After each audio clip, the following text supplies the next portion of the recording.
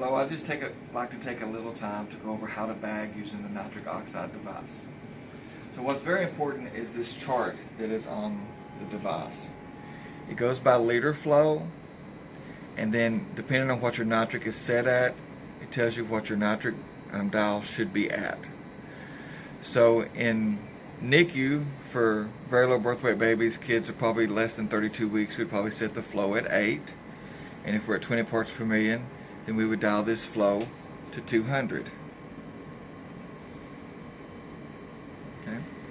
If we were going to set our flow for maybe a bigger baby greater than 34 weeks, or a baby that's in PICU, we may set the flow at 10. If we set the flow at 10, then we would need to turn our dial to achieve 20 parts per million. We need to turn our dial up to 275.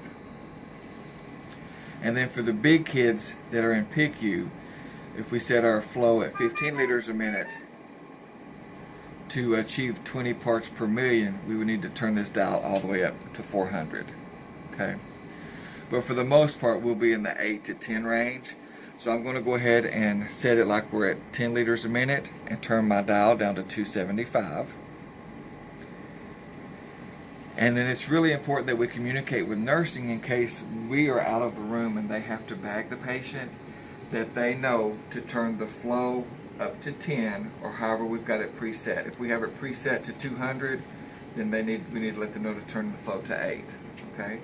But for now, we'll just say that it's at 10. I've got this at 275. And then to bag, you must flip this knob from ventilator. You must flip it where it's pointing towards the flow meter. And the screen will say manual override. And you'll turn your flow up to 10, because that's what we've got preset. And then you can begin to bag the patient. And it's important to note that when you're bagging the patient with nitric oxide, you're giving the amount of nitric that you have set, which would be 20, but also bagging with 100%. There's no way to adjust the FiO2 up or down on this. You're going to always be bagging with 100%. And also notice on the screen that there's no NO measurement. The reason that there's no NO measurement is because we do not have a sample line adapter or sample line in place. And if that is not in place, then you will get no NO measurement. And that's how most of the time that we bag and we don't use an adapter. But if a doctor really wanted to see what we're bagging with, we would have to get an adapter, such as this. Put it on the end of the ambu bag.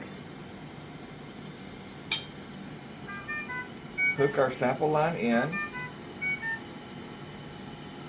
And then begin to bag. And then it would give us a measured NO. It may take a little while for the measured NO to build up.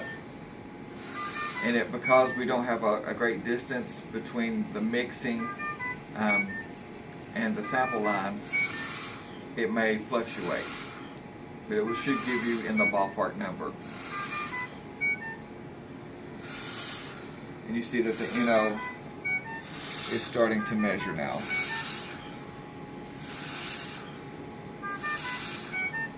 But it may take it a little bit to get up close to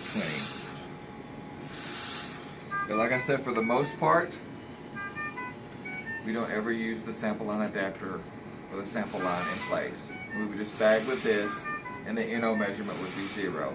We just need to be aware of that, and when they ask why it's not measuring NO, just tell them because we don't have a sample line or adapter in place. And that is how you bag using the nitric oxide device. Thank you.